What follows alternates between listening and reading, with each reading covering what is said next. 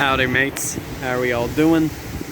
It is happy 4th of July of 2021, also known as the Day of Independence.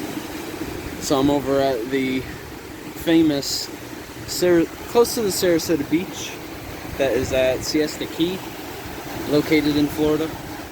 This is this has been rated as the #1 beach in the United States.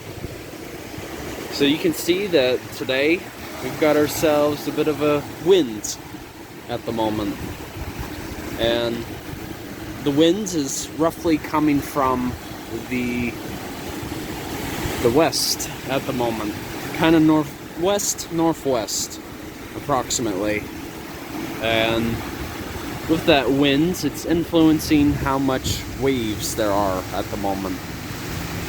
Fascinating thing, you know, the difference how you can tell if you're looking at a body of like a marine body or a freshwater body is the quality of their waves. So as you can see, the waves in this case are much closer together, a less, or to be very fancy, a shorter period, which refers to the distance between two waves. With salt water, the waves are usually much closer together. So in other words, a shorter period. But then, with freshwater, on the other hand, it is even shorter. So, what I should have said originally was the distance between waves and saltwater is slightly longer. But unlike freshwater, the waves are even shorter. But with the case of wind happening right now, the waves seem to look like they're shorter, but they're not. But yeah, you can see how crowded it is today. And actually these rocks, I believe, were placed here by man, just because we have these homes here, so it kind of helps with controlling how much water comes through here. But yeah, you figure the shoreline runs all the way further up north, going all the way towards, you know, St. Petersburg, but I don't think we're quite at St. Petersburg yet. I believe this goes up to Longboat Key. That's another famous spot just a bit north of here. Yeah, it's a nice day to be out here for the 4th of July. Nice little spot that I found. And also, you know, today is a good day to recognize, you know, the fellow patriots from 1776. This is a big day.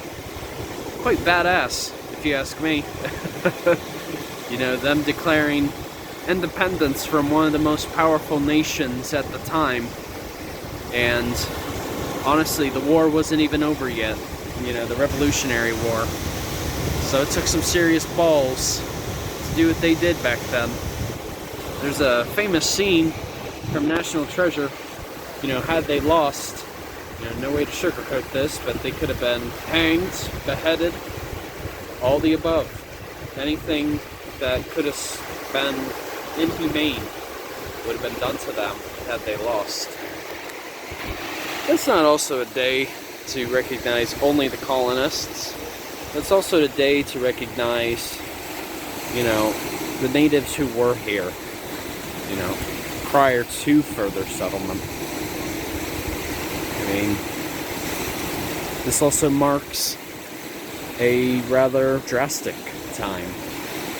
You know, after the Declaration of Independence was when further settlement began, and that's when several Native Americans were either abolished, killed, or even forced out of their homes, which then created the reservations. So you could say Independence Day marks a great day, but it also marks a time that began some dark times too, unfortunately. But we must not forget, either what happens. It's alright, mates. Hope you guys enjoyed this little piece of scenery of the Gulf of Mexico.